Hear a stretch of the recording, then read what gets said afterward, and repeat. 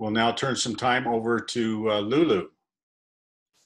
Well, welcome everybody to the ABQ Beeks Zoom meeting.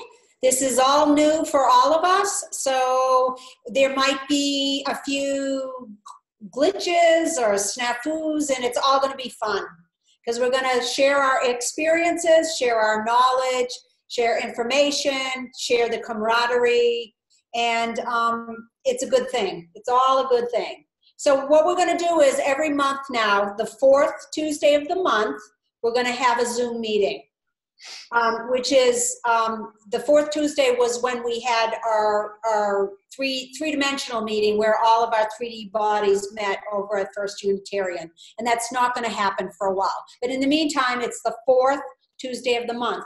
Next month, it's going to be June 23rd. And remember, June has 5 Tuesdays. So, and Randy will send out a blast, a Zoom blast. So just for a heads up.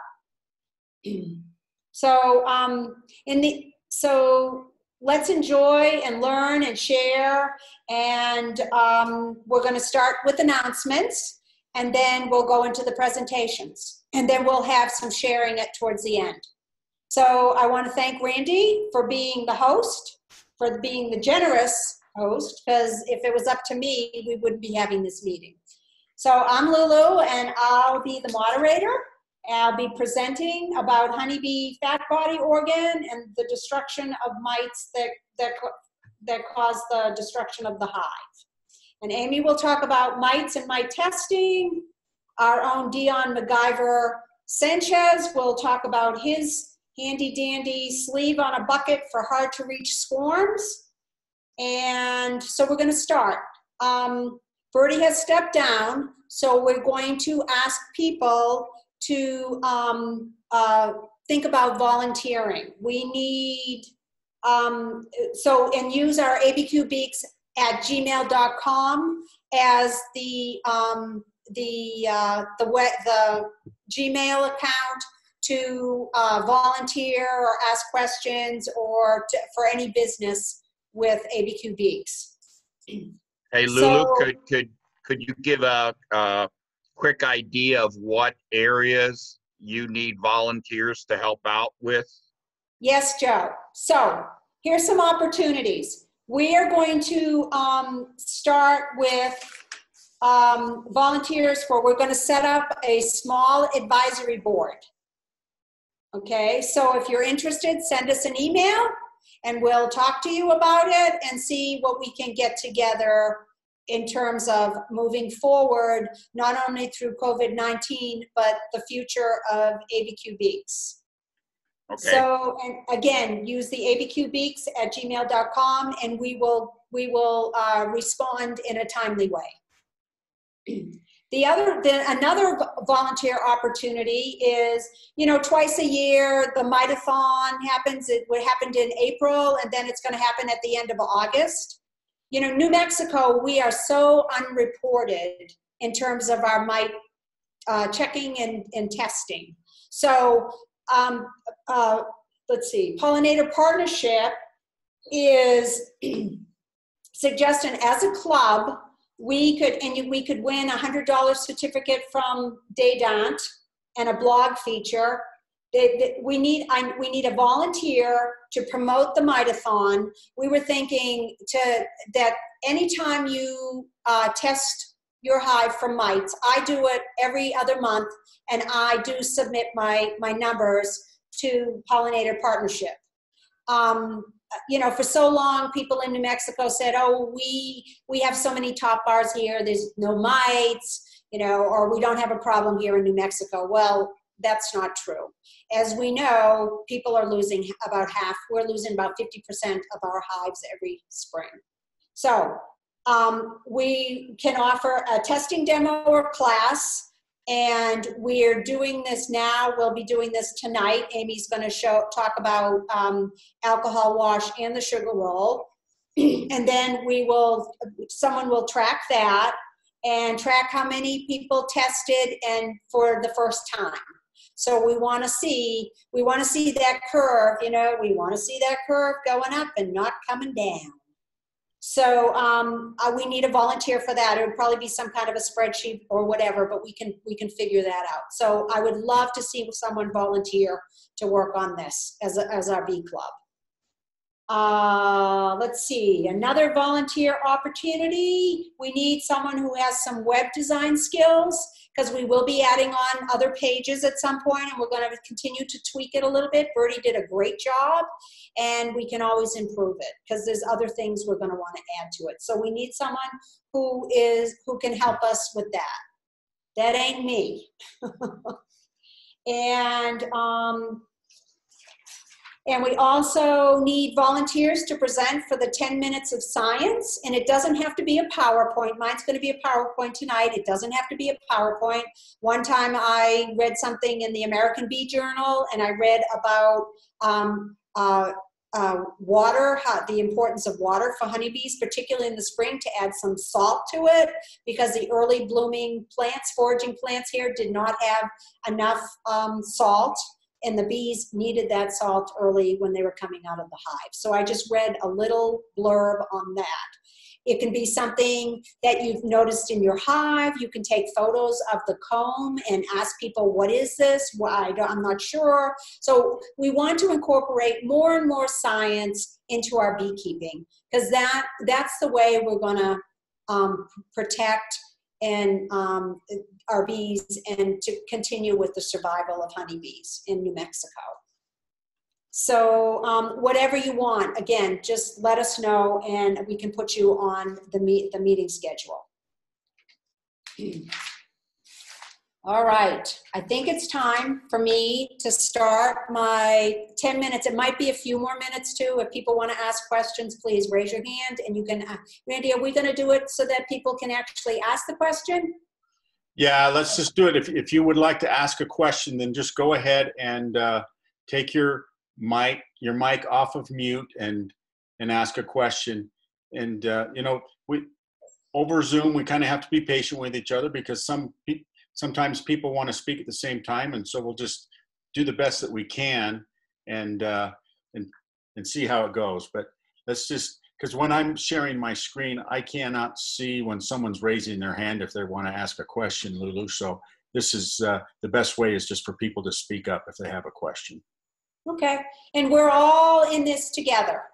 So I wanted to do a presentation on mites and fat body organ in honeybees.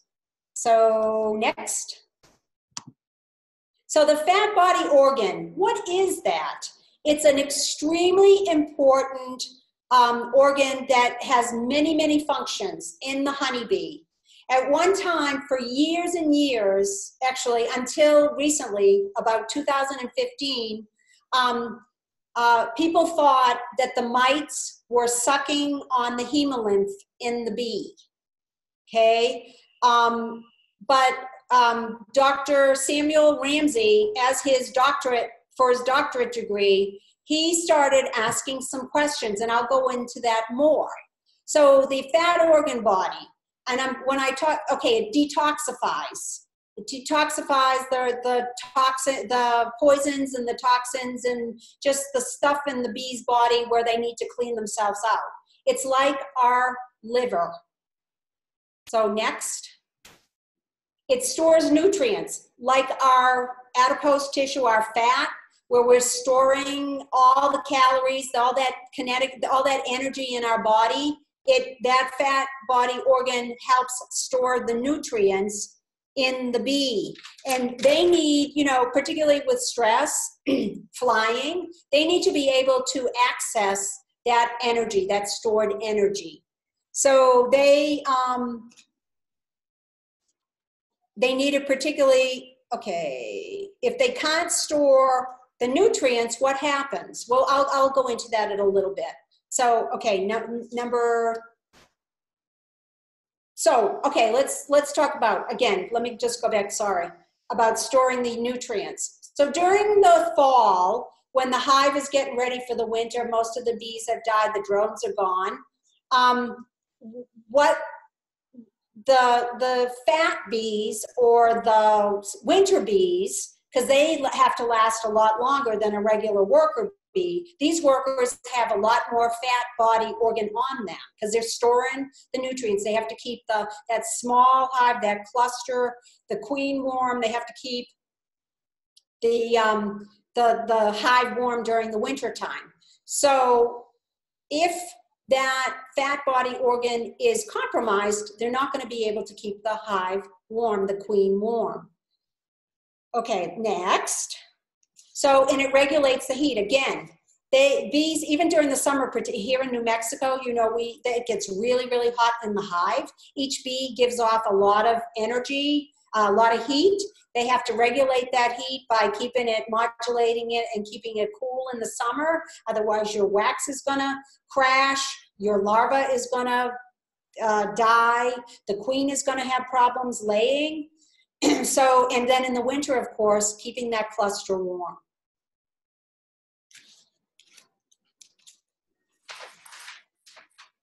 So that is like the thyroid. So a lot of these also have to do with some of our glands. So to detoxify, you know, or to store the nutrients, like I said, it's for our fat. Regulate heat, that's our thyroid. Our thyroid deals with our heat in our body also. So, okay, next. So it controls the metamorphic stages. You know, the bees have 4 stages. If the egg starts metamorphosizing into a larva too soon, or the larva starts metamorphosizing into the pupa too soon, or emerges too soon out of the cap brood, bees have a certain amount of time to grow and transform into an adult bee inside that cap brood. If it's coming out too soon, there's going to be problems with the next stage. The nurses, they're noticing sometimes the nurse bees will have a problem figuring out what to do.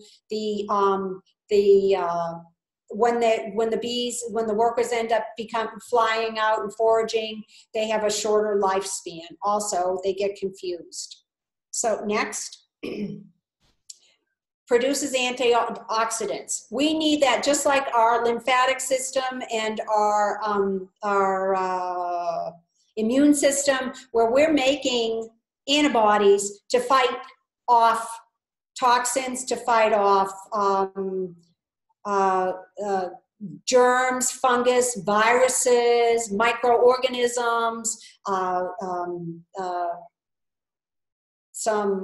the other poisons, insecticides and stuff, any kinds of poisons that come into our system. We need to make those antibodies to fight it off. I mean, we're having problems now with COVID-19 because we're not able to really know still how it works and how to fight it off. So we're waiting for a vaccine. Well, bees can't make vaccines, but they do have an immune system.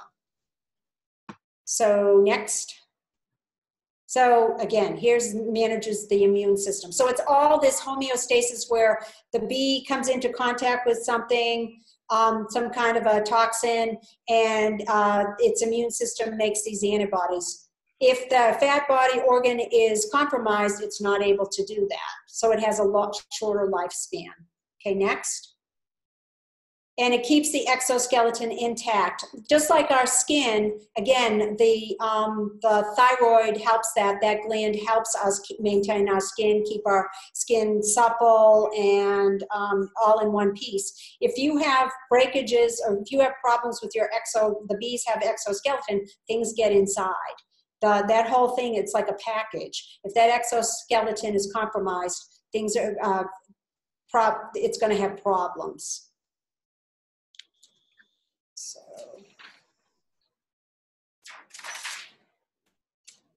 okay, is there another one, Randy? Okay, here's the mite. So here's this mite. Think about the mite in terms of the scale and size of the Varroa mite on the bee. If you thought about the human body, it would be something the size of a cat. So here's this mite. Next, please. Okay. And if you can look at the arrow, yeah, people open up their hives and say, I don't have any mites. I don't see any mites. Well, the mites on the thorax, these are all plates. The mite goes underneath that plate. Winter bees have more fat body organ, and the larva has the fat body organ all over its body. So that's why the mites can feed on the larva inside almost any place on the larva inside the capped cell, as well as this. So you're not going to see those mites unless you do mite testing. So here are these mites, and it's not always one. Sometimes it's a lot. If your hive has a lot of mites, those mites are all over, affecting that fat body organ. And again, you know, this is a really important survival organ for the bee. So next. Okay, actually, Randy, can you go back one? So the reason we know, they talked about hemolymph. That's what the mites were sucking on. Well, Samuel Ramsey was an entomologist getting his PhD, and he's looking at studying mites, he's studying honeybees, and he said, he's looking at this mite. He's looking at the mouthpiece, and he's saying, if it's hemolymph, it would have, the mouth part would be like a piercing beak, and so it would pierce the bee and suck the hemolymph out, because hemolymph is a very, it's a fluid. And then he's looking at the frass, or the excrement of the mite. And it's white, and it's dry, and it's very opaque. If it was excrement, if the mite was sucking on the hemolymph in the bee, it would have been a lot more fluid. And he was looking at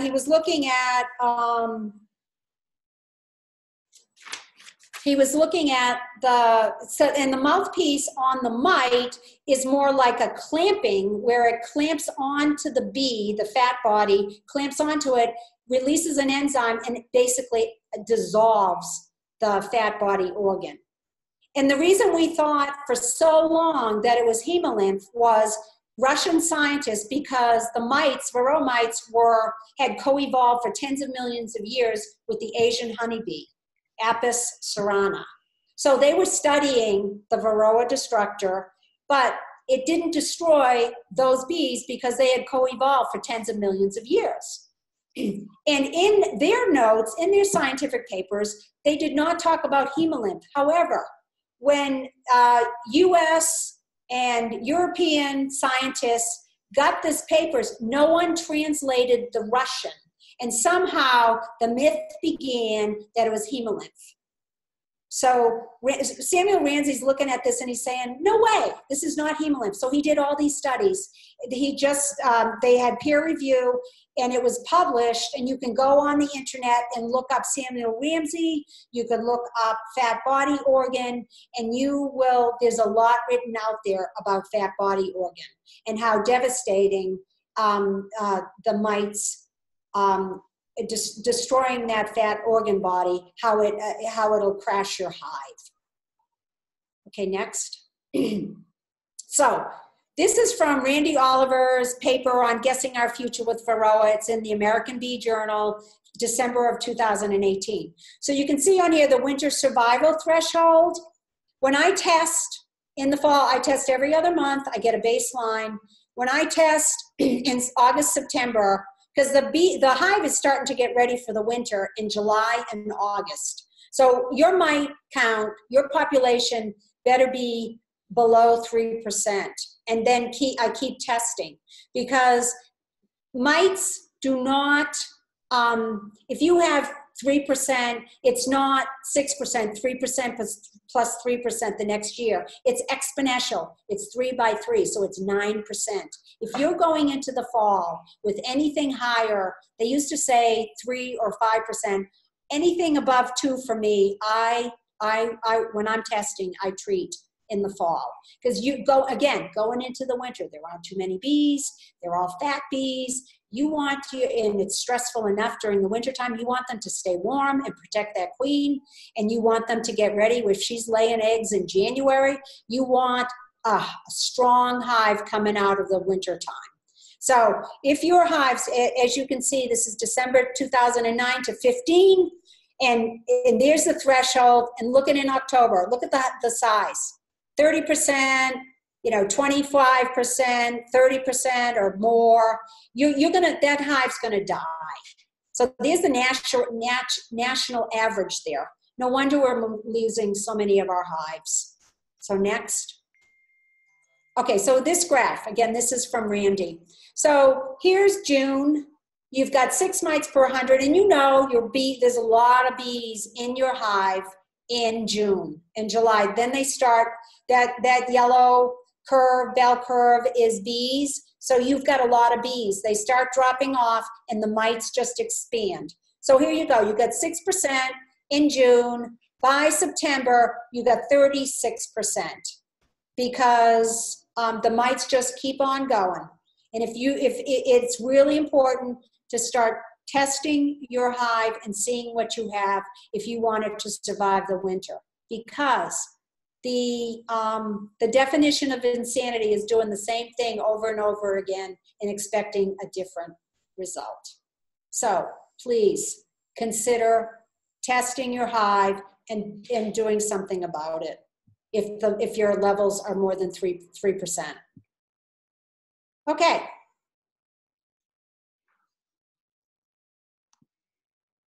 All right. Very good. Any questions for Lulu?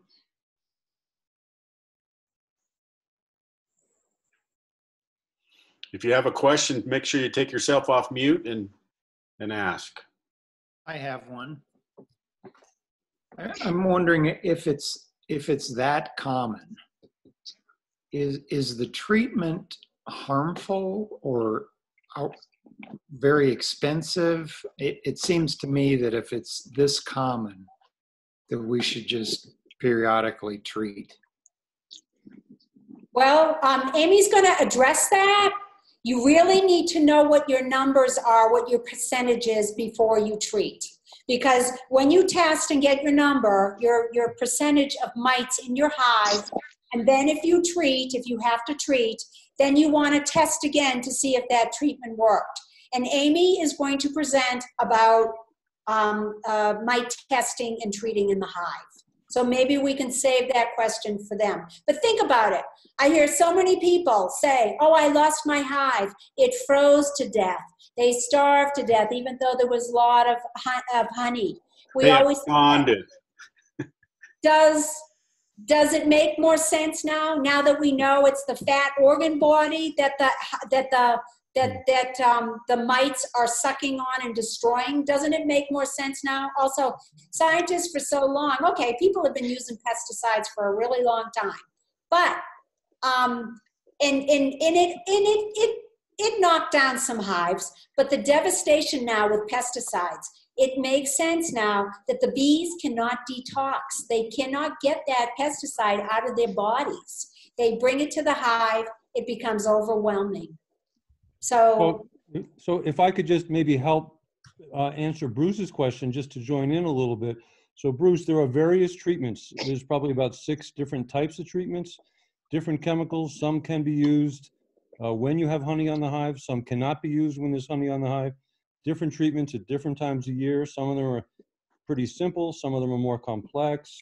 Oxalic acid generally requires a respirator. So it's really, and it has to do with, in my case, is like, what is your preference? How toxic of a chemical are you willing to handle? There's also some non-chemical treatments. And then there's some, urban legend treatments that perhaps don't work so well. But there's a great website, Lulu probably knows the name of it, but it basically walks you through, based on what time of year it is and what your preferences are, what is the preferential treatment to use for your mites? We have a button on our website on the home page that will help you walk through what kind of treatment, depending on the heat here and the time of year and how many mites you have, the brood, if the presence of brood, the presence of honey. It's right on the front. It's on our website, and Amy will talk about that also.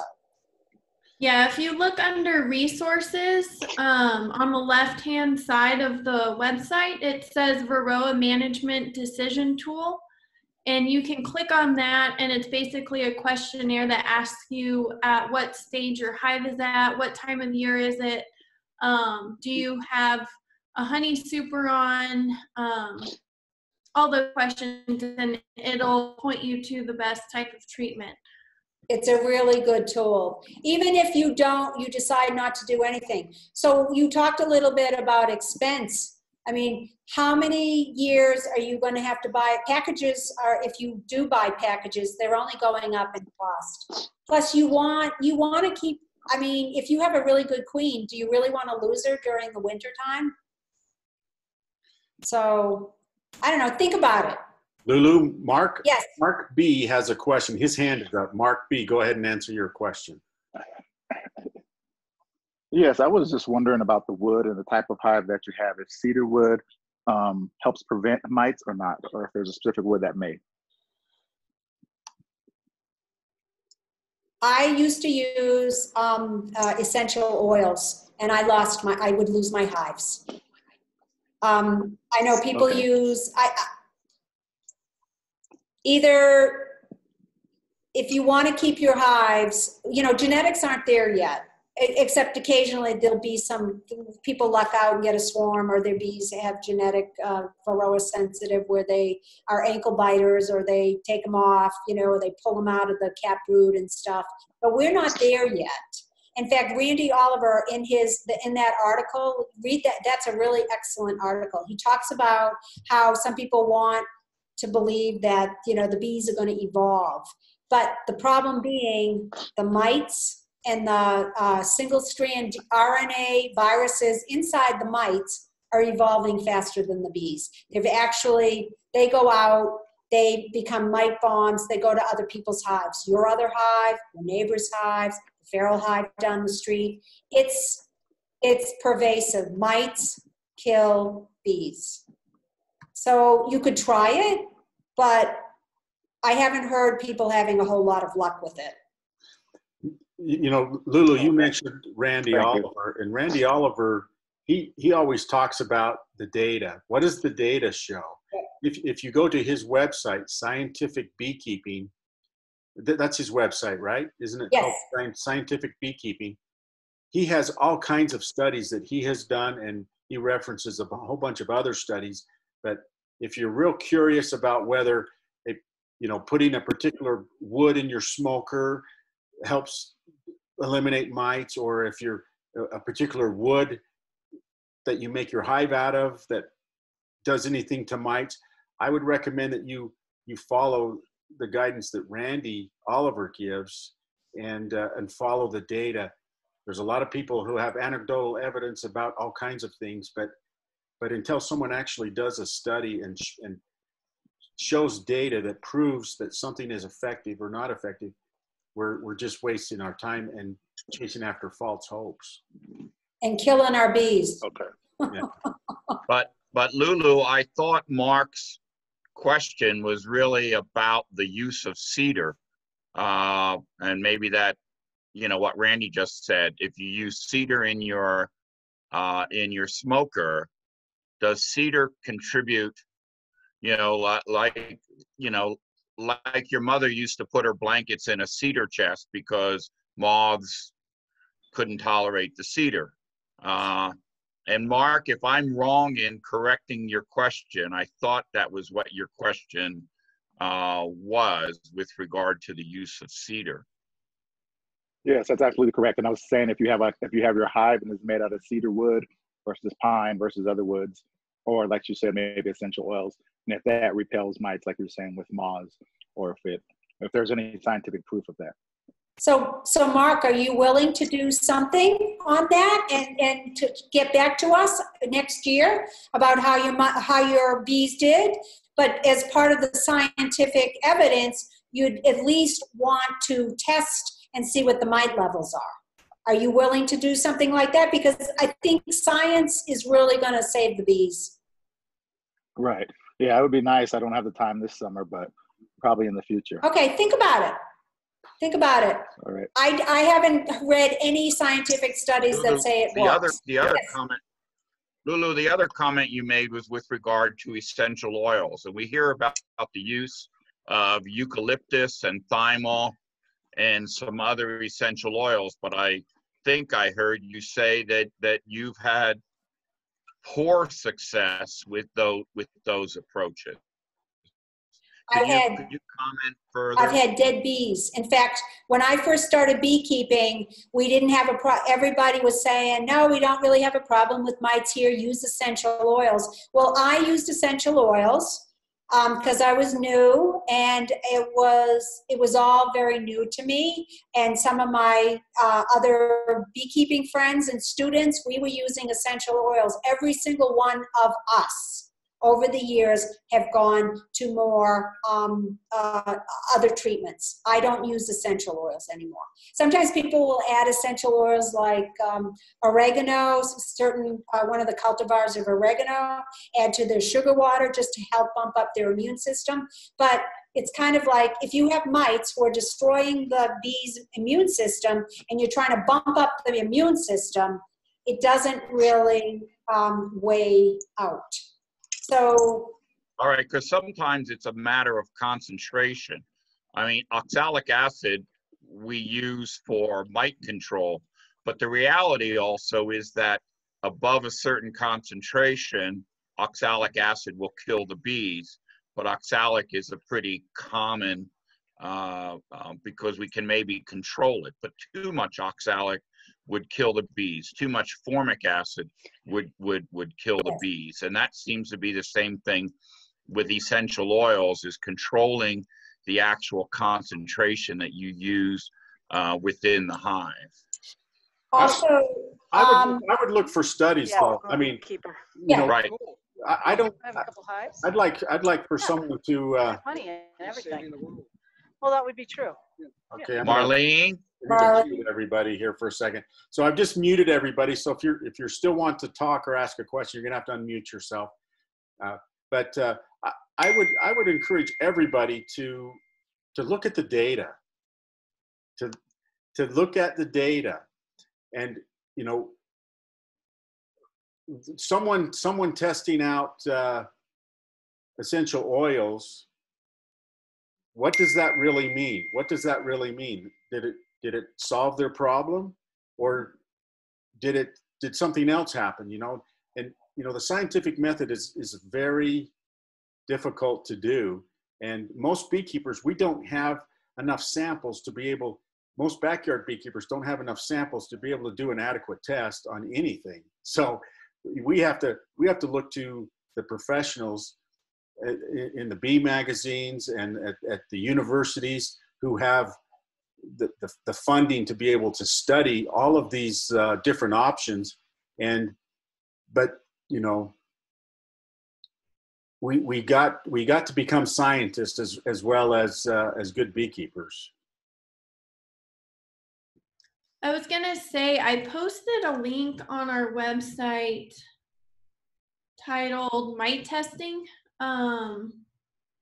And there is a link on my post that talks about the different methods of mite treatments and their effectiveness and the pros and cons.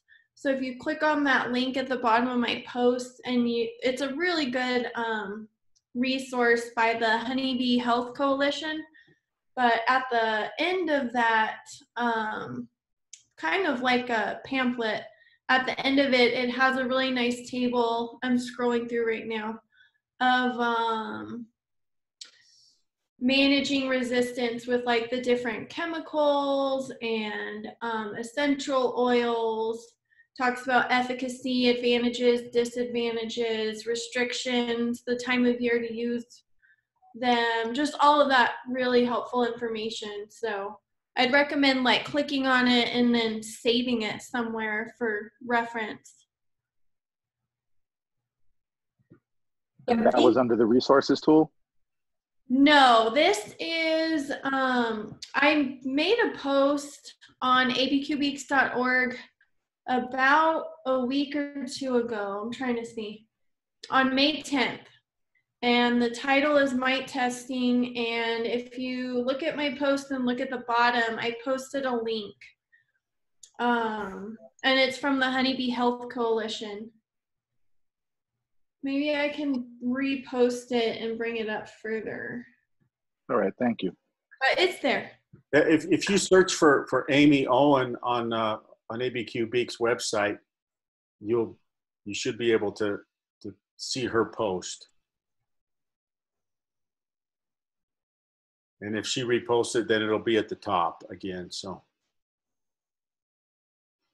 okay, are there any other questions for Lulu? This is a very confusing area. There's a lot of myths out there, and there's a lot of information for us to learn.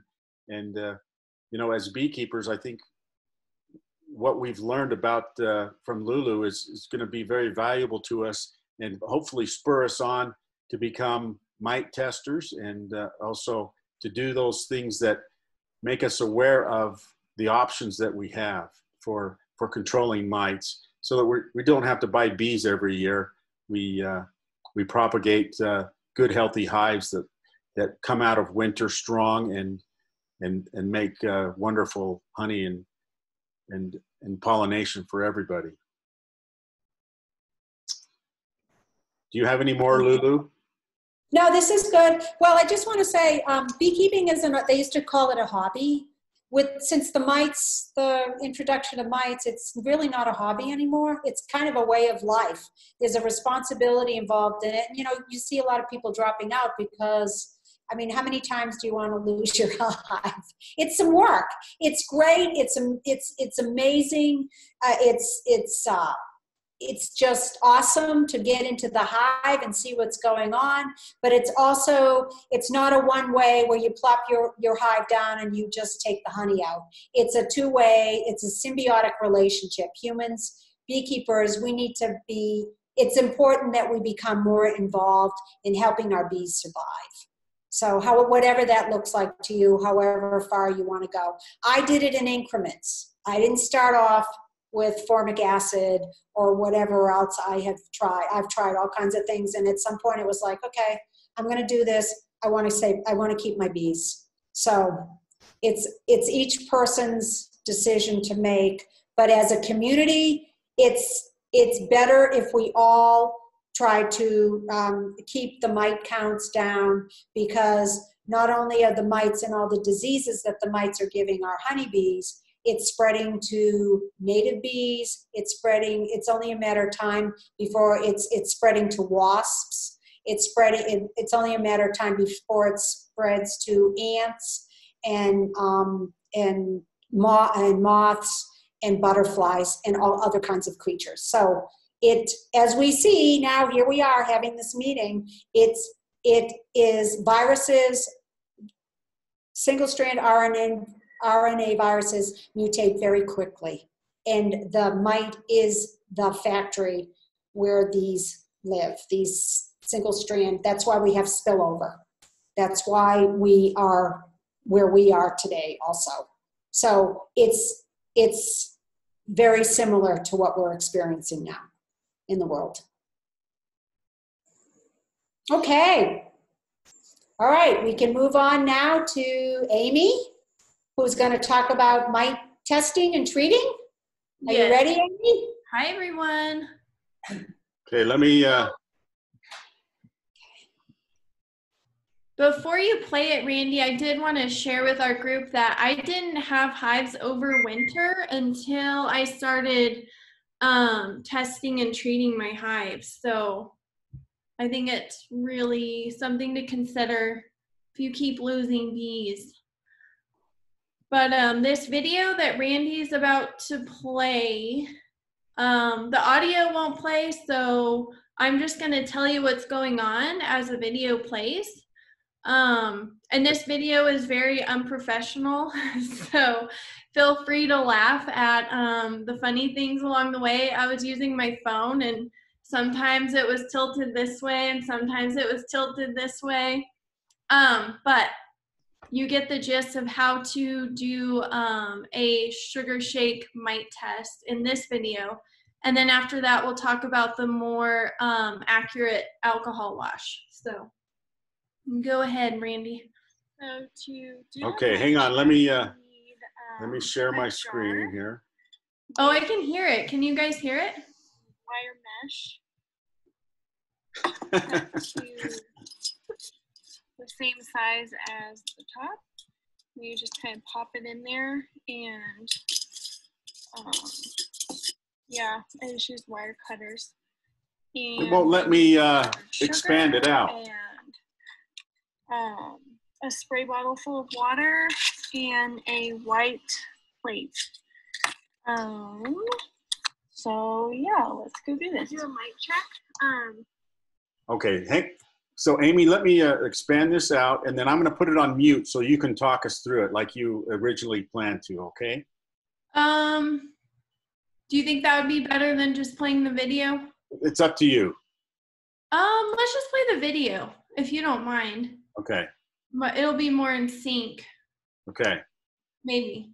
What I like to do is not use a lot of smoke because that obviously makes the bees want to gorge on honey.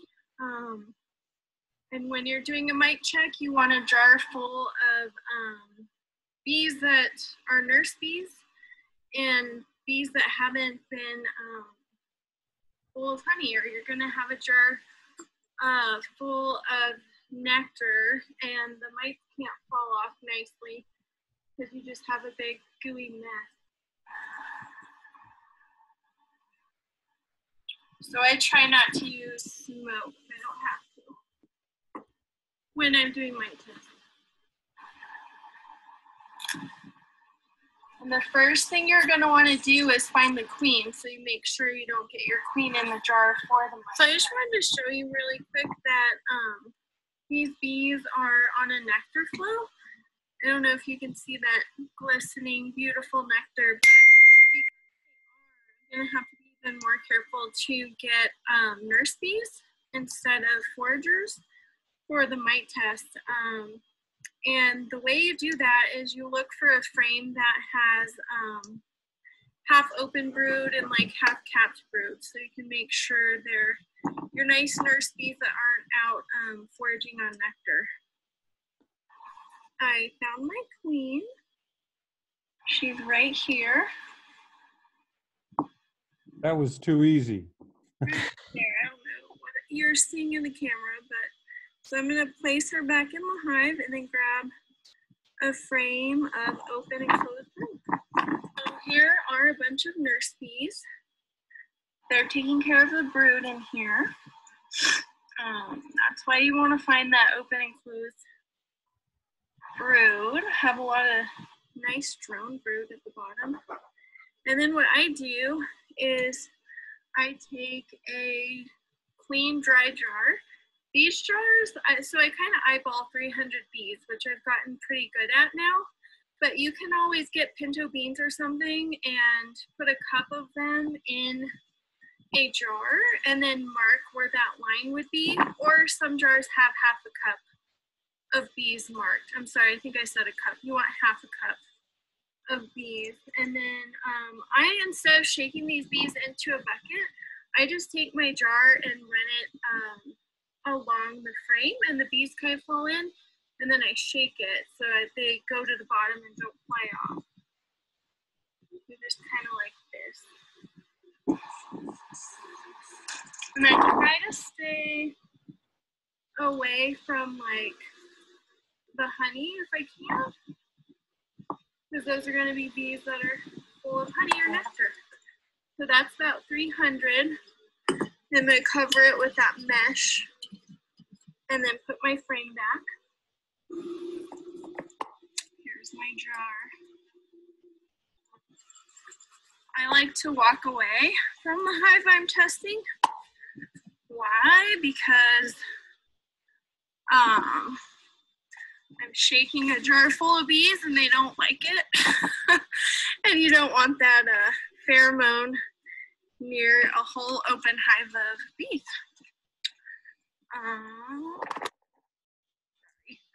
Getting my hive tool. Okay, let's see. I'm using my iPhone now. Yeah, I want to stop for a second. Can everyone hear what Amy is saying?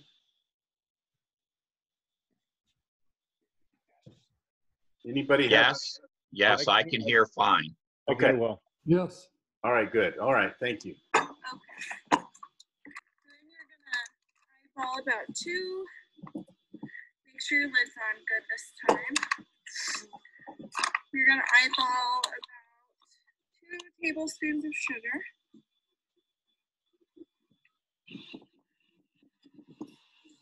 Just kind of work it down in there. And then I like to kind of roll them around like this. Make sure they're nice and covered.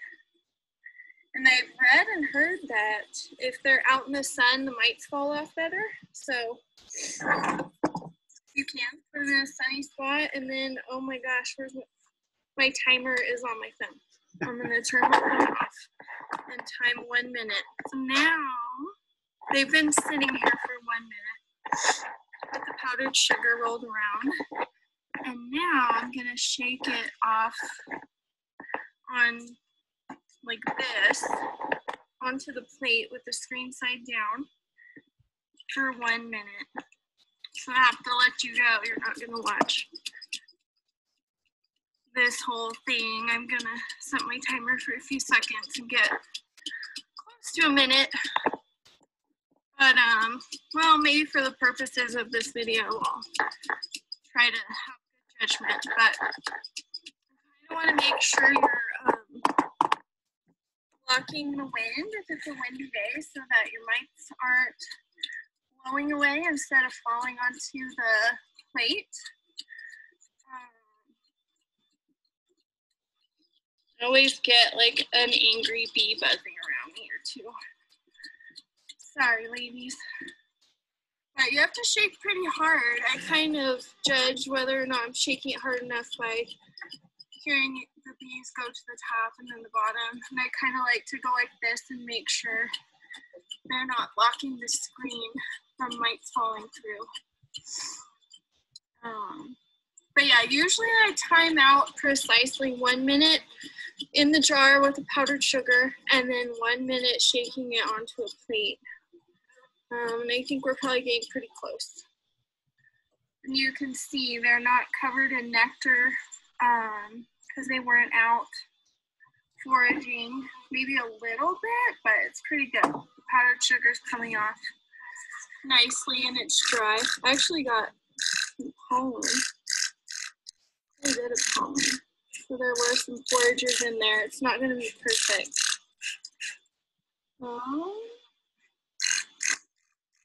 See one mite.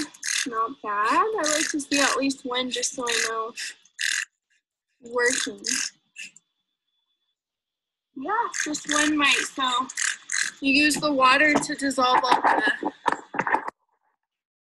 don't know if you can see me. Yeah, you can. I can't see you guys. You use the water to dissolve all that powdered sugar, and then you can look for the mites, which is that little red dot right there is a mite. This is all pollen and some other funky bits. So yeah, you're gonna divide that by 3 so you can get your count per 100. Half a cup of bees is about 300 bees. And after you get your bees back to the hive as soon as possible. Like I said, it's I don't know if you can see me. It's closed up as much as possible. You know what? I've been turning my phone this whole time. Anyway, pour the bees back in. They're going through my hand. Okay. So that's my super unprofessional video of how to do the sugar roll. And after I did that video, I did a little research on, I think it was the Honeybee Health Coalition guidelines for the sugar roll method. And they actually do it a little different than we've been taught for a lot of years.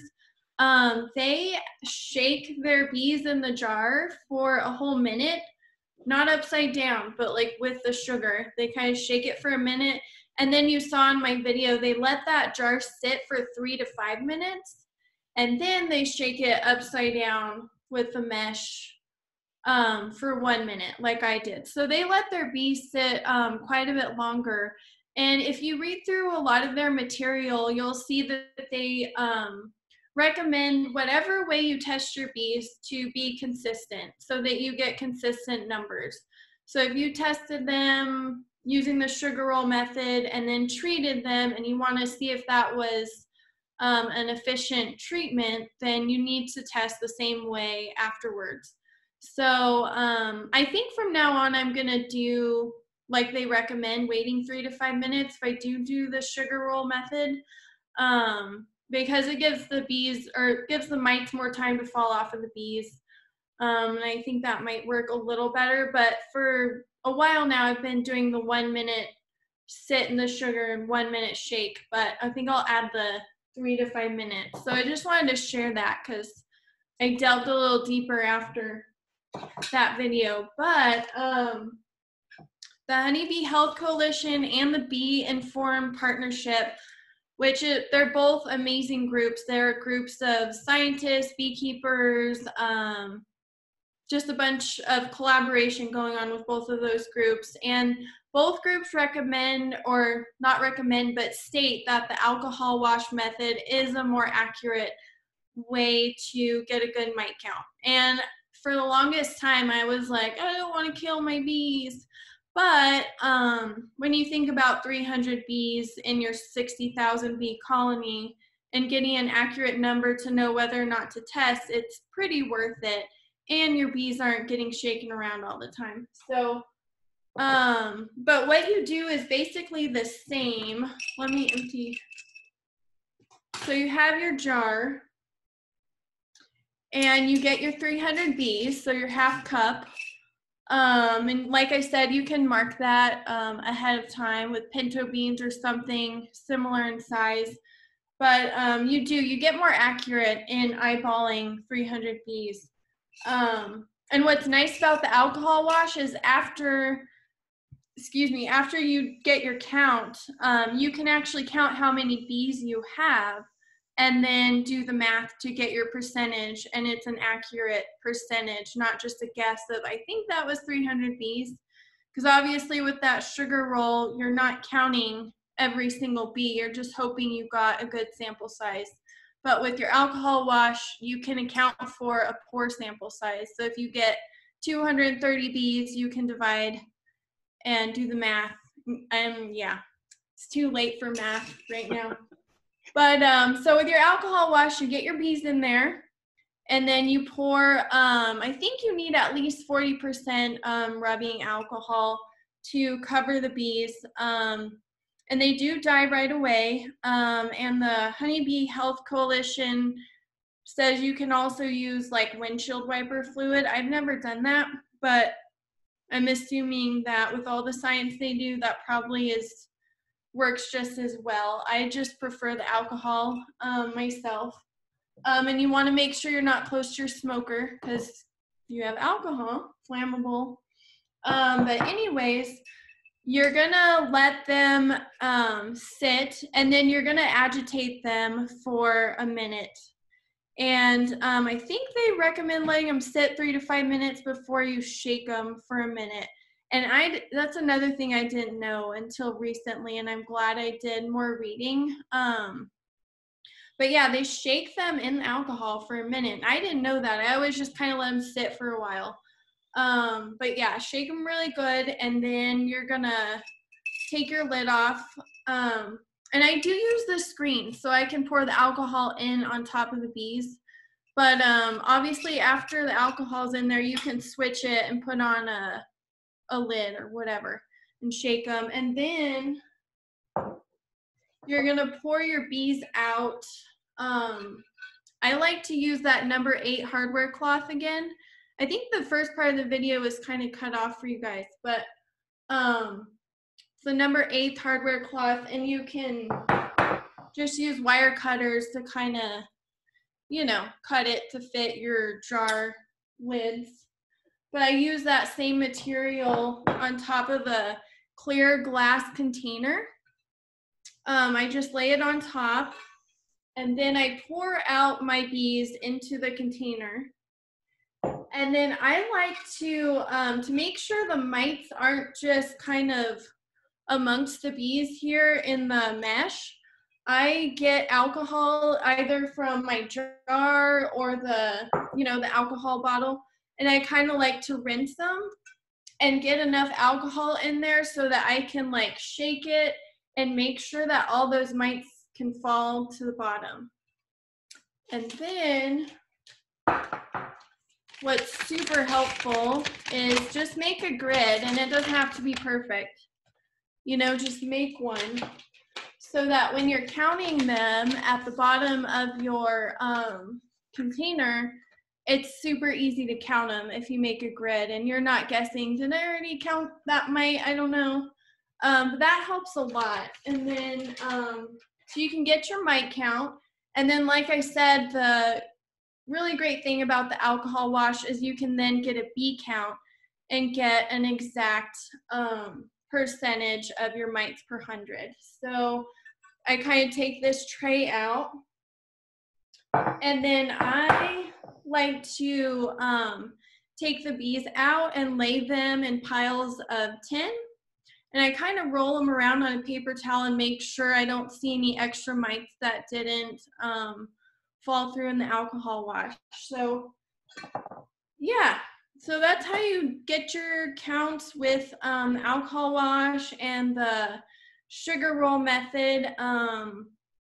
That link I posted shows other methods of getting mite counts, like the sticky board, counting mites on drones, and they're all not recommended by either group. And so I think that says a lot, that both groups are willing to say that they're just not accurate ways of getting a good mite count. And obviously, like Lulu said, visually, if you're not seeing mites, that doesn't mean that they're not there. And you have to always think, like, can I see what's going on under cat brood? No. And that's where your mites are reproducing and really take hold. So I think that's it. Dion asked if I've done both methods to compare results. I wish I could say I have, because you know what, Dion? I haven't done them in the same day, but I did do, I did a sugar roll method on a hive, and then a week later I did the alcohol wash, and they were similar. I think I had one mite both times. And the reason I did that was because I saw a hive that was exposed to pesticides, and I wanted to make sure it wasn't something caused by like deformed wing virus that's carried by mites or something like that. So I wanted to rule out any disease that's vectored by the mite before I thought, I think it's pesticides, that's kind of like our go-to, right? Just blame the pesticides. So I did do the 2 different methods a week apart, and they were similar. But like I said, both groups recommend the alcohol wash as the most accurate testing method. But some beekeepers will say, you can do the sugar roll method, and if you get, goodness, like above 3%, you're going to treat anyways. So you don't really need to do the alcohol wash. So you can kind of go in there and do the sugar roll first, and if it's really high counts, you need to treat. But if it's a low count with your sugar roll method, then you might want to go ahead and do an alcohol wash and get a more accurate count. Can't think of what else I was going to share. I'm sure you guys have some really good questions. I was going to share a little bit about treatment. I like to follow the IPM method of treatment, which is always using like cultural methods first, which would be using screen bottom boards, culling drone, using good stock. So having a queen that has VSH or that keeps low mite loads, That's great. But even, I was going to share, there's a commercial beekeeper I talked to recently that has VSH queens, and I said, so do you ever treat? Like, what are your mite methods of control and testing and whatnot? And he says, I still have to treat once a year. And I was like, I still have hope that like there's going to be some bees someday that don't have to be treated.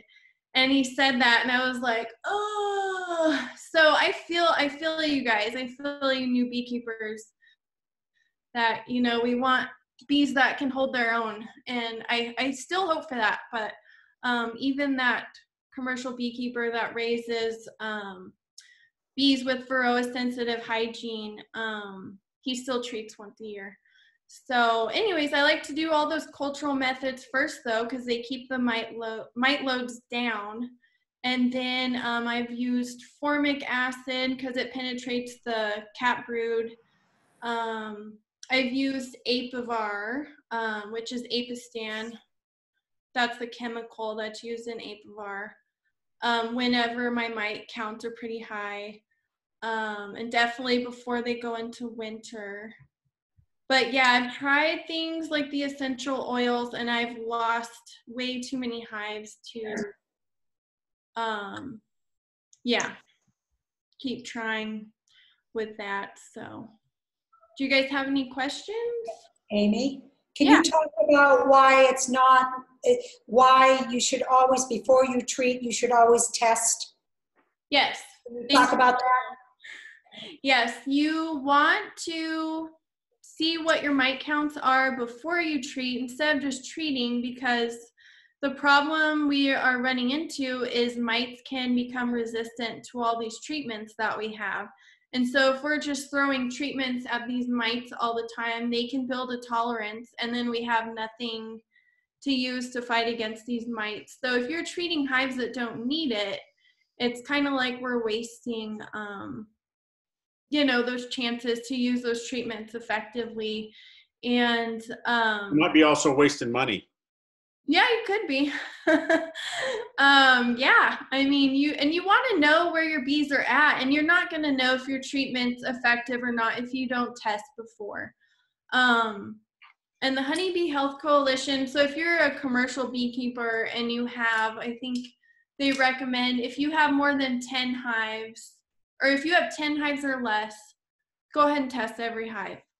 And I think that for most of us, it's reasonable to test every hive. But for commercial beekeepers with apiaries of 10 or more in an area, I think they recommend, you know, a certain number of hives be tested. But other than that, yeah, they really push testing every hive before treatment. The Bee Informed Partnership recommends testing your hive every month. I don't do that. I think it'd be great if I did. I don't. I have to be honest. I test in the spring, again, you know, maybe 2 times before the fall, and I definitely test in the fall before winter, so I know where my bees are at, and I have time to treat before they go into winter. So I make sure I have that timeline as well for treatment before the hives are closed up. Yeah. And if you treat, always test again to see if it works or if you have to do another treatment. That's Right. really important too. Yeah, and be consistent with your testing. Like I said earlier, before and after the treatment. Yeah, the Bee Informed Partnership has an app. It's called what's it? Mite Check. And I have it. yeah, and so it goes through and gives you a step-by-step procedure that you can follow to be consistent. And so that's a good recommendation, to be consistent. And a good way to be consistent is to follow the steps that's right there on your phone. And it even gives you timers to how long to keep the bees in the alcohol or in the sugar, and how long to shake and stuff like that. Everything's on our phone. I was like, where's my timer? How long do you wait after treatment to test again? So once treatment's completed, you can go ahead and test. Yeah, whatever you're using has a time frame for it to work. And that's, you'd want to follow those directions, I'm sure. Right. And that's probably the best time to test because if you, like Lulu said earlier, mites reproduce exponentially. So if you want a good, accurate reading of how on the efficacy of that treatment, you're going to want to test, you know, if you're using Apivar and you pull those strips off, it'd be great to test that day. Same with like the Formic, the mite away quick strips and whatnot. If you're pulling them off that day, you might as well do some testing as well. So does that imply that as soon as the mites die, they fall off the bees that they're on? Because then your testing would include dead mites in addition to other mites. So is that true that they die and fall off right away? I think so. That is such a great question. That'd be something great to read about, Joe, and share. Because I'm really not sure. I would assume once they die, they can't hold on anymore. Because, I mean, if the sugar's going to cause them to fall off. Right. I don't know. That's just my guess, but I could be totally wrong. And I think that's a really good and valid question. That, I mean, and that addresses Bruce's question with regard to how soon after treatment should I redo my count? Yeah, that's a really good question. I hadn't thought about that.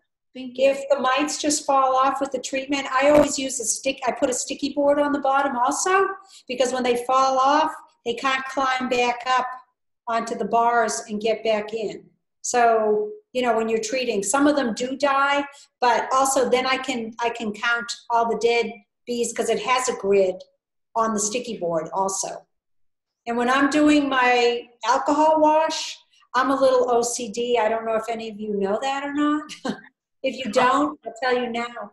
When I do it, I let it soak. I soak it for a couple of hours, and then I'll shake it out and I'll count the mites. I get rid of those mites. I soak the bees again in alcohol, and it has to be 70% or more, Amy, because otherwise they don't die quickly. I soak them again and test them again the next day, and I usually find a few more mites. I mean, it's a little obsessive, but I really get an accurate count. Mm-hmm. Thank you, Lulu.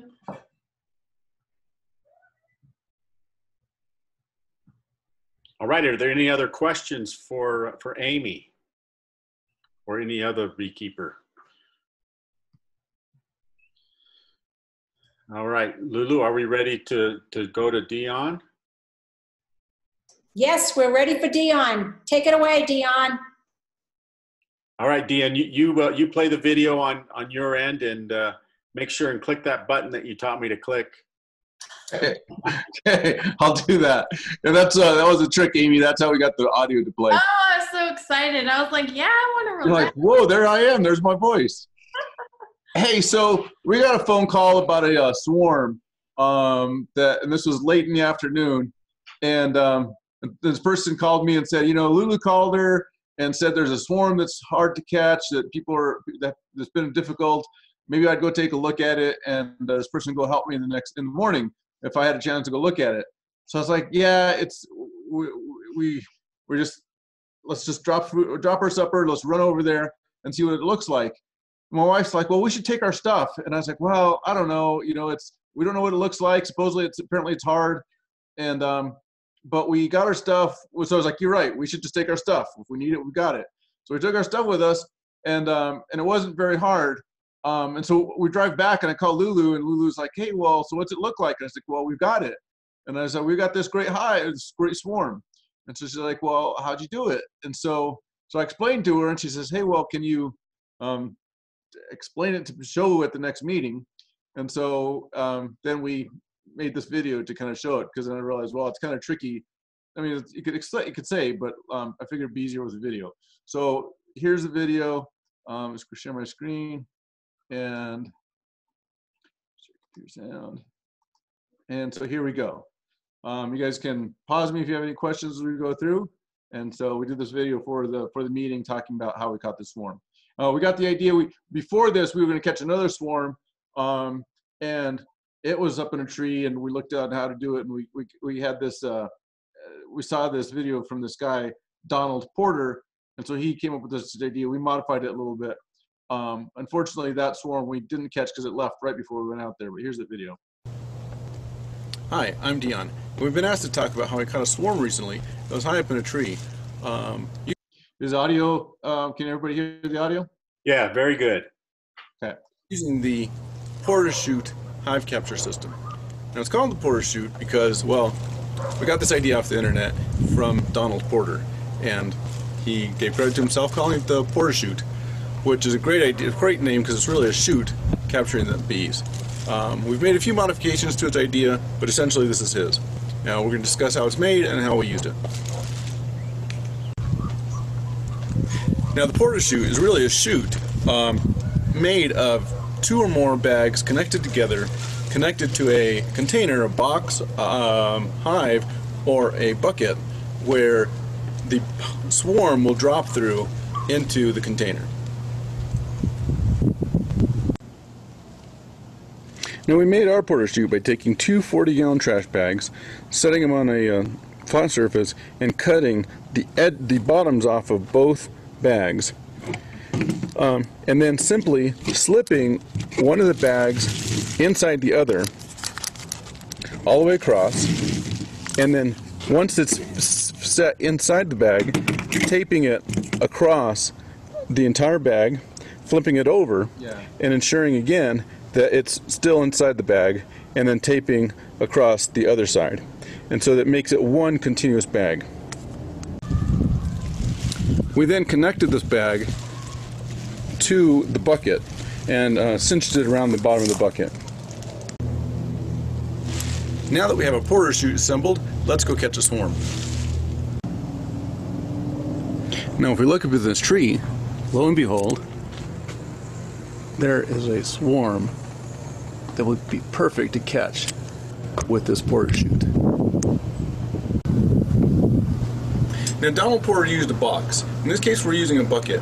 And my wife in the swarm we caught held the bucket, and it worked out really well to get to the height that we were. In this case I've hooked the bucket to the ladder, which works really well if someone's capturing a swarm by themselves. Now, in capturing a swarm, you simply go up, you take the bag, and you open it up around the swarm itself. It doesn't have to go up around and over it, but just around the whole thing. So when you shake the swarm and it drops through the bag itself. So you put it up around the branch. When you have it opened up around it, then you just give the branch a good shake and the swarm will drop through. And then kind of close off the top and come on down. Once we caught the swarm, we made sure there was plenty of air, we tied it off and put it in the back of our vehicle. We drove home with it, and then once we were home we were able to just put it in the hive. Once home, we carefully removed the bag from the bucket and emptied the bucket into this top box. It was empty of frames at the time, and then shook the bag into the box as well. A week later, we have an active, healthy, and happy hive.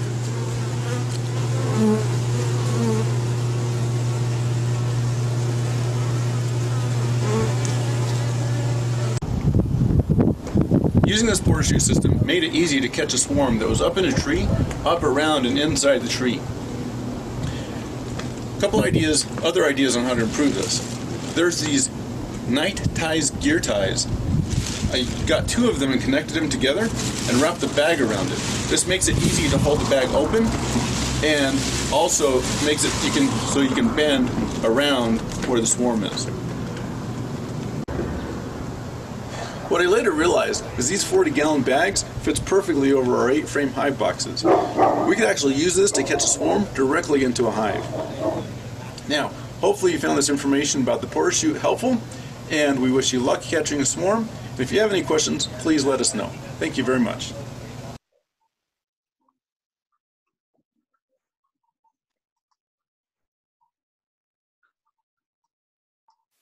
So that's the video. Did anybody have any questions about the porter shoot? That was great. Can you tell us what those ties were? You called them deer ties? No, I got them at I've seen them at Home Depot. I think I've seen them at Lowe's as well. Night, it's like N-I-T-E, night ties, T-I-Z. Okay. And they make them in all different lengths, everything from like 2 inches long to like 40 inches long. And I've used them for all sorts of things. I've been using them to strap things on a bicycle. They're like, it's like a metal wire, a bendable metal wire with a rubber coating on the outside. And so you can bend it and like wrap around electrical cords or whatever sort of thing. And they come in all sorts of sizes. Great, thank you. Yeah, so we put this, so the tricky thing is this swarm was up in a tree, and so we couldn't have just taken a box and put it over there. It was up in the branches, and so we put the ladder and I got myself up in there. My wife held the bucket and I took that bag and we put it up there. And when I shook it, it was the first time ever using it, and it was slick. I mean, those you hear them and feel them just kind of slide right down, and then we tied it off, put it in our back of the van, and we had the we thought, well, should we put it in our hive box there?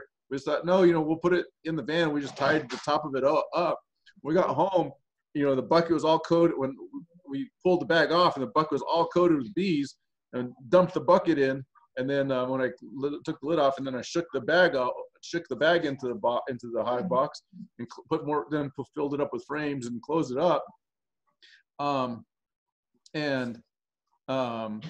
then there were still some bees in the bag, and we kind of left it there overnight because it was already late in the day. And the next morning, I just took the rest of the bees, shook the bag out all the way out, and then there were all next probably 300 bees or something, I guess. Next 30 minutes, the bees all lifted up and were all flying around the hive, and slowly they all disappeared into the hive. And ever since then, that hive's been doing great. It was a great, easy way to catch a swarm. That's great too, because sometimes people don't want you to cut the branches on their tree or their shrub. So that's great, Dion. Thank you. I might want to use one of those. Yeah, I realized that because the previous year when we caught a swarm, we were cutting. I asked the people, could we cut the branch? And it wasn't a very big branch, but it was big enough that right when we cut it, it snapped enough that the ball of bees dropped onto the ground. And I was like, oh, if we just had that thing underneath, we wouldn't have either needed to catch it, they wouldn't have dropped. We could have shook it right into the bag and just lifted it up and let them slide right on in. So. And the bees had a little adventure, huh? Going down that slide. Yeah. So anybody else who has finds something on the internet or comes up with some kind of new helpful for getting swarms or other things, that's another something that you could make a little video on it or a demonstration to put to share during one of the meetings. So keep that in mind too. Oh yes. Okay. Any other questions for Dion? No? Okay, we're going to talk about the swarm season. Okay. So I don't know if anybody, we do have, because the extension office was closed, I did have my name and a reference to their website if they had a swarm. So for a few weeks, the swarm season was kind of going strong, but I think it's been a really strange season for many reasons. Every year, swarm season is a little different, but this year, I didn't get a lot of calls. I don't know about anybody else if you got called from the website. I got a few. The last 2 calls I got about a swarm was, I think it's because of COVID-19 maybe. People are concerned about having strangers come in through their yard, even though anybody I talked to, I told them we were keeping social distances. If they had to open a gate, that please open the gate, that we would bring our own ladders and whatever. But I think people were were nervous about it, because the last 2 swarm calls I got was, one person said, yeah, the swarm's been in the tree for 3 days and now they're flying, and can you come and get them? I said, they're leaving. And I think she was nervous about having anybody come to her yard. And I got another call also similarly where they had been in the tree. You know, we had those really cold nights and cold mornings. They'd been in the tree for about 5 days. And now they were flying around and can I send somebody over to get them? And it's like, no, they're leaving. We can't come. By the time someone arrives, they're going to be gone. So I hope people in fact, can people raise their hand? Did people get calls off of the website? Because I don't think there were I didn't get calls for a lot of swarms. Hi, this is John. Can I just pipe in for a second? Sure. Okay, hey, I'm new to the group, and I really appreciate all the information that's out there. And I had a couple of swarms, and I was able to get in touch with people, and I saw a whole lot of contacts. It was just as a total novice, it was really the websites had points of contact, and I was able to call people and get some assistance. And so I think that as if people are having swarms, I think there's resources out there. I mean, you guys are advertised, and I really appreciate it. I used to keep bees a long time ago, and now I'm just getting right back into it. And so I really appreciate the help that this group has provided me with. Okay, thank you. So thanks for your time. Sure. So that sounds pretty good. That people were being contacted, and I know a lot of times if you've been collecting swarms for a while, sometimes every year bees will land on the same tree and the same branch. Growing up, there was a beekeeper at the end of my street, and he had langs. He had quite a few langs, and every year my mother would call him and say, "There's a swarm hanging in the oak tree," and it was always the same spot on the same branch. It was really uncanny every year. So he'd come down and get them. So it's good to hear that, and sometimes people will call the same people if they've had swarms before. But so this is something that I haven't been beekeeping forever, but like 6 years now. And I've been getting swarms. I had the strangest, I've always been really proud. And of course, as soon as you get your arrogance going a little bit about, oh yeah, I kind of got this covered, the bees do something different and say, no, you are not in control here. Because every year I always said I never had a swarm coming out of my hives. I would always split them. I'd leave a few queen cells. Someone would emerge, the first queen would emerge, kill the other ones, or wait till she came back, and my hives never swarmed. This year was bizarro. I split my hives, I left some cells in there, and I actually had a swarm come in and usurp one of my split hives. Usually when a swarm comes in, they do it in the summertime when there's a dearth and they have to leave their hive because they don't have enough resources. I've heard of that. I've read about that. I had, in fact, a birdie put up a short video of my hive, actually a swarm coming in and walking up, just filing into my hive from up on the sawhorses and going into the hive. So that was bizarro. And both my split hives, the virgin queen would emerge. I don't know if she mated, and they started swarming. They were really small swarms. I had at least 3 or 4 swarms out of both my splits. And they just kept doing it until finally the last cell, queen cell, when she emerged, she stayed. Although I think one of them, Amy got that split, I don't think she was viable. I don't even know if she had mated or whatever. So she ended up with a laying queen. But it wasn't just me. A laying worker. Yeah. What did I say? Yeah. Anyway. So I thought, this is weird. Why are they doing this? And I talked to 2 other long-term beekeepers. They said the same thing was happening to their swarm this year. And I know some people say if they're hot, you know, the bees, they want to swarm, swarm, swarm. But I've had warm bees before who have never done this. And I don't know if anyone else had experiences this year of this bizarre behavior. So when I was talking to one of the beekeepers who was experiencing the same thing, I said, I think the bees are kind of figuring out about climate change and that they just have to, it's confusing them or whatever. And she suggested that the bees know something's, it's getting more and more precarious for their survival. So they're sending out all of these swarms immediately because in numbers, maybe there'll be some survival in numbers. So I don't know. I asked the hive when they were swarming before there was, what are they doing? Can they please tell me why they're doing this?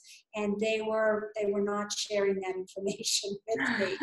So I don't know if anyone else is experiencing this, but it's pretty strange to say the least. So I don't know, has anyone else had this experience or heard about it this year?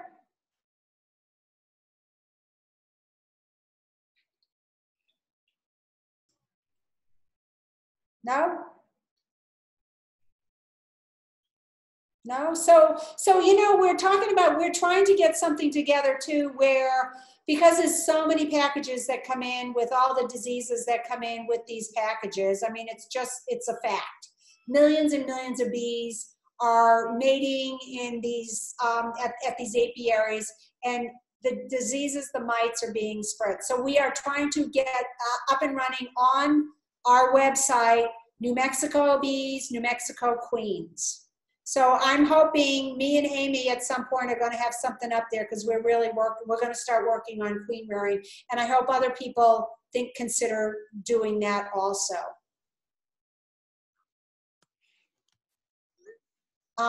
Yes, when my hives were swarming too, in fact, some people came by and got some of the bees. Amy came over, got some. So they didn't take off, but they were hanging on a little tree across the alley, but it was still bizarre. It's like my bees, I split, so they're not supposed to do that. But there's a reason that we really don't want our hives to swarm. And can anyone talk about that?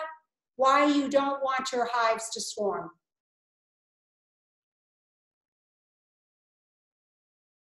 Lulu, you know I have an opinion on that. Go for it, Randy. Well, one of the big problems that we have as beekeepers is if we're not controlling our hives and our bees swarm, there's the potential that those wonderful bees become pests in someone's attic, under someone's porch, in what are those canales? Yeah, in some entering a canale somewhere in these older homes that have cracks in the stucco, and so that doesn't help our situation as urban beekeepers, that we're not controlling our bees in such a way that they're just swarming and going in and making pests of themselves. And so I think that's one reason that we want to control the swarming natural instinct of our bees by managing our bees and splitting our hives. You know, there's lots of people who want bees and don't have bees, and oftentimes you can split your hive and share those bees with someone else who wants to start out. So there's, but we have to go in to our hives in the spring, and we have to take a good assessment of what's going on in our hives, and we need to look for frames or bars that are just full of honey, full of pollen, and there's nowhere for the queen to lay, so that we can open up the brood chambers so that there's plenty of room, and it kind of reduces that urge to swarm. And so that's something that I think all of us can do a little better job of making sure that we're keeping our brood chambers open. I particularly use a queen excluder on my Langstroth hive, and if I go below the queen excluder there's very little space taken up by the bees for extra pollen or extra nectar, because they're taking it all above the queen excluder where all the honey is. And so it's sometimes, like Lulu says, sometimes the bees just, they swarm. But as beekeepers, we should be keeping our bees in such a way that we're not turning our wonderful hive into a pest swarm for someone else to have to deal with. Randy, one other consideration is that when your queen swarms, she takes away the perhaps desirable genetics. Maybe in America it may be Varroa sensitive hygiene bees. But here in Australia, in Melbourne, we've got a problem that conditions are very good for bees. And there's a lot of feral bees around, which generally have got much more aggressive characteristics. So if you've got a nice quiet colony in your backyard, you can go out and perhaps even open the hives with very little protection or smoke. If that swarms, then virgin queen then mates with these feral bees in the surrounding bushland or in other people's colonies, and your hive then becomes more aggressive. And quite often people have said, oh, my bees 2 years ago were very nice and calm. They have, over the years, each season they get more and more aggressive, and you can see the reason for that. So from a beekeeper's perspective, if you want to keep your good genetics, it's best to control swarming. Yeah, that's a great thought. And you know, those of us here in New Mexico welcome Barry from Australia. He's he's joined us all the way from Australia. I think that's pretty cool. Nice to be there. It's very cool. I was gonna say, and not to cause any like controversy in the swarm talk, because I think we need to, you know, do all we can to keep our bees from swarming, but that's how bees naturally reproduce. And when they do swarm, they have a brood break that helps control Varroa, because you don't have, the Varroa can't reproduce when there's no brood. And so Randy said earlier that it's good to, you know, do splits to prevent swarms. And I think another great reason to do splits and have brood breaks is just to keep, you know, that Varroa under control. So that just like in nature, when they swarm, we can also do splits and get that great brood break and share bees. So. Yeah, the brood break is a very important part of a lot of people and their mite reduction. Yeah, that's a good point. Yeah, that is. Also, if someone does get bees, their bees enter the parapets or the canales, they may call an exterminator and poison the bees. And guess what? If it's within a couple of miles of your house, your home hive, they might go out and rob those resources and bring back poison back to your hive. I mean, that's another thing. And also, we don't want to piss people off where they're spending $2,000-3,000 ripping part of their ceiling or the side of their wall apart. There's going to, at some point, if people let their hives swarm, there's going to be a point where people are going to start screaming that they want laws and they want all these rules and regulations. Do we really want that in Albuquerque? I don't. Just another reason maybe not to have them swarm. Hey, break. Can I chime in this, John? Yes, John, go for it. Hi, Taylor. Yeah, I totally agree with you about the swarms. Is just another way of thinking of bees, you know, reproducing.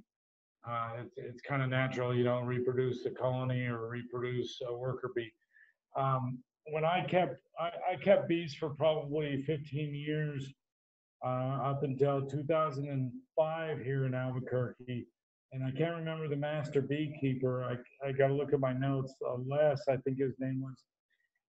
And I remember there was kind of a period of every 5 to 6 years of massive swarms. And he attributed the swarming to a certain type of tree or plant that was in bloom that time, and sort of and the heat of the May or April, May, and that sort of triggered the bees to go ahead and swarm. And I think that that's probably what's happening this year, if there are a lot of, you know, if you have noticed a lot of swarms. I think it's cichlid, you know, it goes in the cycle. I can't really think, I've worked too hard today, but, you know, it's two ways to think of this. I don't think a swarm's necessarily a bad thing, but are there any A-framers here? Because there's kind of part of me that thinks that the A-frame helps keep the, you know, the hive cleaner, so to speak. Anybody have any thoughts on that? For diseases or? John, what's an A-frame? I don't understand that. I've never heard of that before. Can you explain that? That's a type of beehive that not the 9-inch frames. I can't remember the name. Longhurst frames in the boxes. Langstroth. Langstroth. Yeah, thanks, Randy. An A-frame is where the bees will create their own comb without any foundation, and it's really hard for a beekeeper, because you're destroying the comb when you get the honey out. You can't do supers or anything like that. But the idea behind it is that they're not in Langstroth hives that, you know, year after year they're going to build up diseases and, you know, keep, you know, have problems with. But you know, that's not something that I would ever do, because I'm interested in the honey. It's just a way to control mites and diseases. Well, we have several beekeepers that use the top bar method. Yeah, top bar. Maybe it's called top bar. Yeah. So yeah, there's several beekeepers in New Mexico that use the top bar, and you know, it's a very easy way to start beekeeping. It's a less capital investment, and but it also has its challenges, and anybody who's tried both knows what those challenges are. But it still doesn't, as far as I can tell, the mites are in both of them. It doesn't matter. The bees don't seem to care. Yeah, sure. I hear you. Okay, hey, thanks a lot. Thank you, John. Anybody else want to, this is opened up for discussion. Anybody else want to talk about anything? When we were talking about reasons not to allow them to swarm, I thought that I had read, I don't know if this are just wild, but that like 80% of the swarms don't survive. I don't know if that's true here in the city where they have more artificial structures, but in fact, I thought it was Tom Seeley that said it's like 80% of them don't survive. So we're not only losing our resources, but you know, they're dying. Yeah, I was gonna say, Bruce, I read that in Honeybee Democracy, and I can't remember if it was 80, but it was definitely more than 60 or 70. It was a lot. Yeah, I think a lot of it depends on when they swarm. You know, what's the saying that, you know, a swarm in May, a swarm in June, a swarm in July is not worth anything. I can't remember. There's a saying that I know what you're talking about. If you go talk to the old beekeepers, the old commercial beekeepers, that there's a saying about the, you know, when they swarm, and their chances of survival. So sometimes I've heard of swarms happening in October, and of course, there's no way a swarm in October is going to survive unless a beekeeper already has resources to give them for the winter. So It's a swarm in May is worth a load of hay. A swarm in June is worth a silver spoon, but a swarm in July is not worth a fly.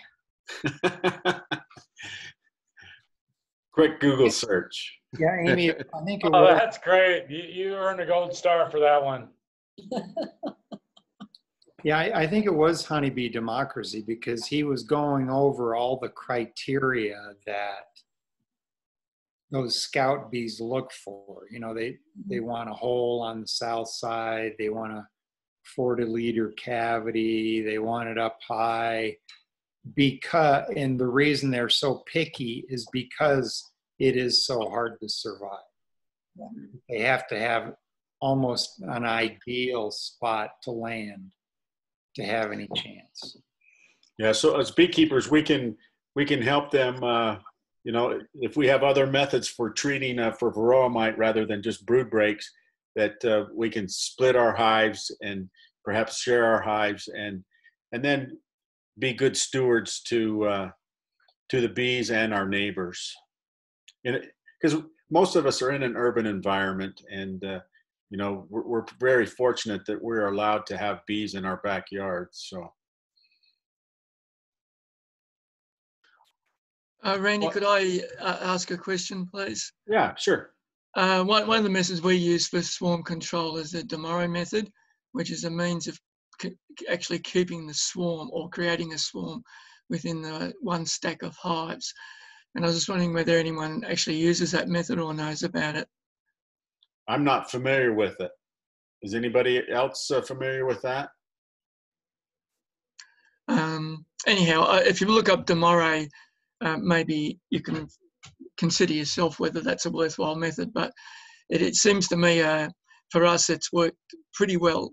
That we actually don't. If it's used effectively, you don't have it.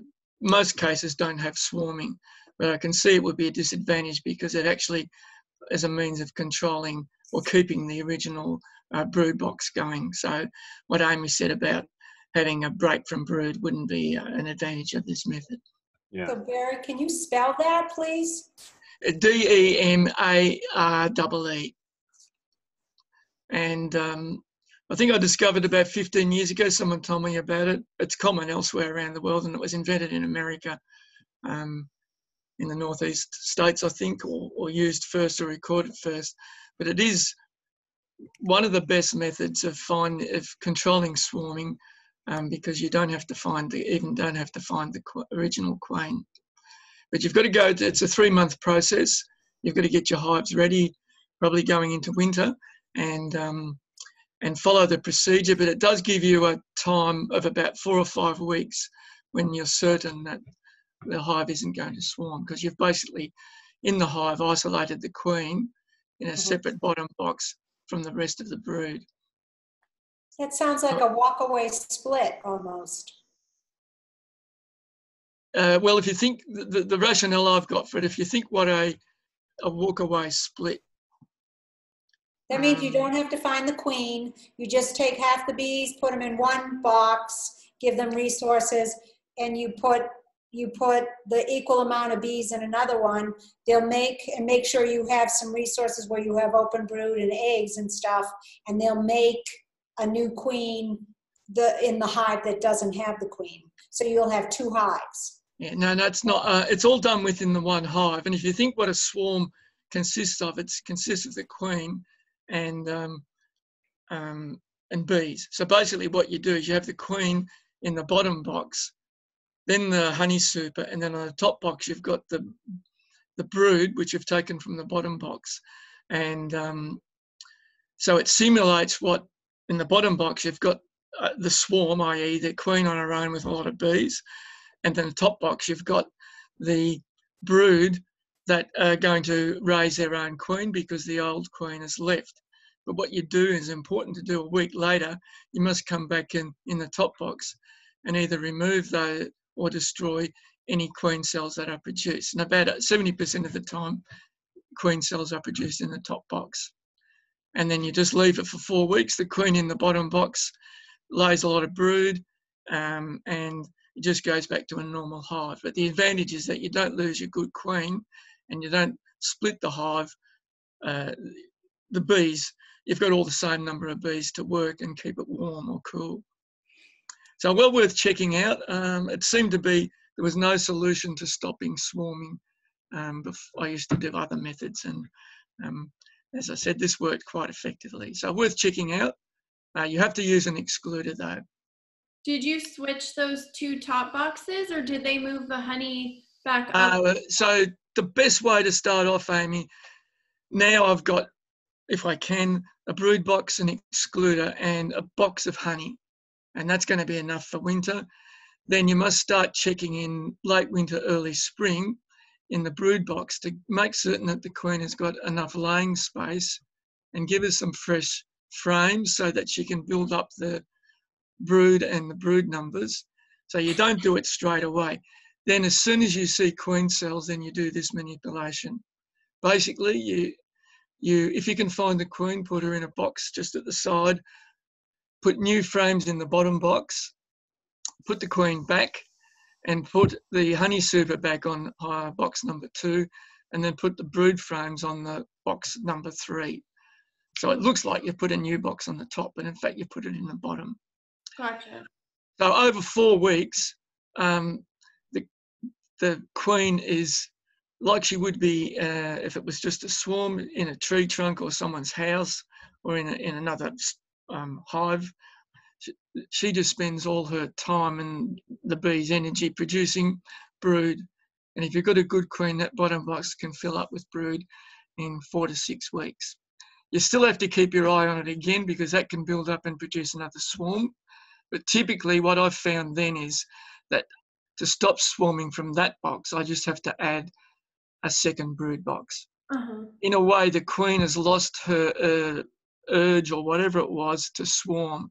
She thinks in inverted commas that she's actually gone to a new location. So well as having a think about and maybe experimenting with it one season. It's possibly, if you've got a strong colony, you won't want to do it before swarming, but you can practice doing it after swarming and see what happens. It's not going to do any harm. So Barry, do you have Africanized bees in Australia? No, we haven't. There's procedures, quarantine procedures, to stop any bee genetics coming into Australia. I think since 1983, we've had very little genetics coming in. And even with Varroa, we've got a brand new bee quarantine station near here. It's been going for about 5 years and no bees have been imported, because one of the problems is that they might bring in Africanized genetics as well as viruses, etc. So no, we haven't. Sounds magical. Sorry, Amy? I said, sounds magical. This is a great place for beekeeping. Yes. No Varroa. The trouble is, I was telling to Randy, the trouble is it's so easy that a lot of people keep bees because a swarm comes into their backyard and they think, oh, I think I'll become a beekeeper. And next season they don't control swarming, and so it goes on to the next neighbour. So our main problem is climate. We can have a 10-year drought or a very, very wet spring, which stops the eucalypts flowering. But we have flowers just about all year round in trees that produce a lot of nectar over 3 or 4 months. So I know a friend of mine in one hive, a 10-frame hive, got almost 150 kilos, which I think for pounds, I think double it. So I don't worry about honey because I get enough, and I think honey is rather sweet, actually, a bit too sweet. You get, and I do a lazy method of getting honey. I do it by sort of a draining method rather than spending energy spinning. because it is very, very good conditions.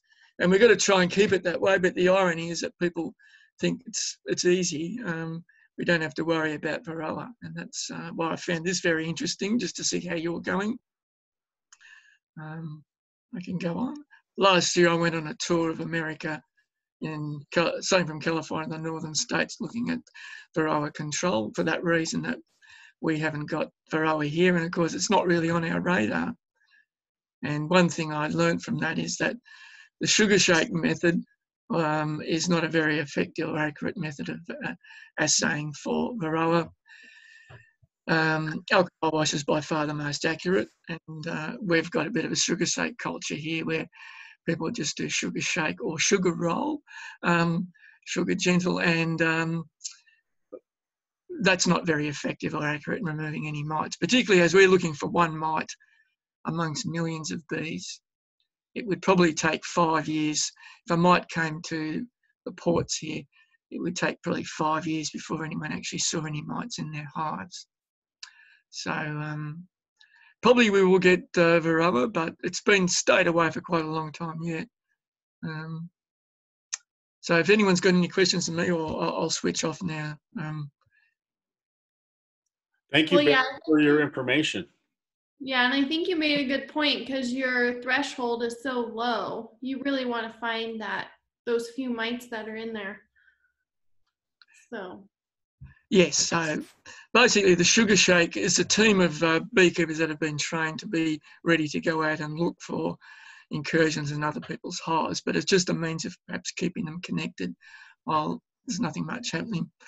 It's a bit disheartening over here to go all the trouble of doing a sugar shake, and year after year you find nothing. But I know that's not something that quit bragging. Probably every time you do find something. If only we could do that here. I know. It's so sorry what problems have we got? Huge forest fires? Bush fires? Well, that's a big problem because the Europeans have destroyed the Australian forests. They've cut down the big trees. The big trees, you can see in my background, the big trees shaded the ground so that there was only a very small undergrowth. But what's happened there is because the big trees have gone, we just have undergrowth, and the fire goes through, and what happens then, the undergrowth grows again just as much, so in 5 years' time.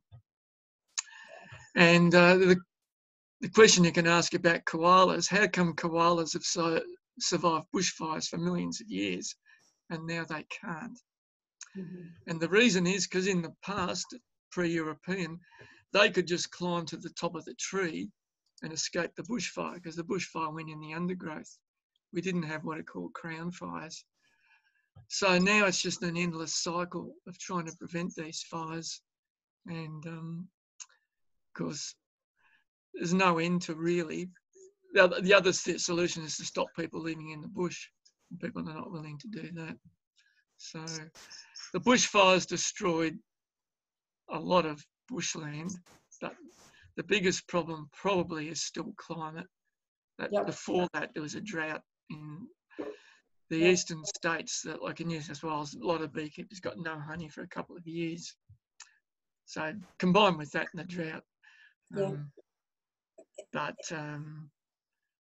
So I can't think of what's our problems. I think the problem is we're running out of time, Barry. Yes. So yes, no, I'll switch off. I'll stay behind later if anyone's got any questions. Okay. Thank you, everybody. This was fun. Fun. So we're going to have another meeting next month. It's going to be, I'm going to have someone come in and talk about IPM in terms of, just because a lot of people are frustrated, beekeepers are frustrated that their neighbors are spraying herbicides, insecticides. So we're going to talk about IPM and things that you can share with your neighbors to help them tolerate, with the mask and social distancing, but maybe talk to them a little bit about managing what people call pests. So that, and I haven't figured out everything else yet, but if you have a suggestion, we try to keep the meetings on what's happening inside the hive as well as what's happening beyond the hive. So If you have any suggestions from the meeting next month or in future months, please shoot us an email. Okay, anything else? Well, I would encourage people to use the website to ask questions and answer questions. Several people who are very experienced can help answer some questions for new beekeepers and help give them support. And so use the website. You see a good article, make sure and share it with everybody. You have some good information, make sure and share it with us. I second that, Randy. All right, everybody. See you back next month. Thank you. Thank you very much. Have a good night. Everyone. Thank you, Barry. Yeah, thanks, Barry. Bye-bye. All right. Good night.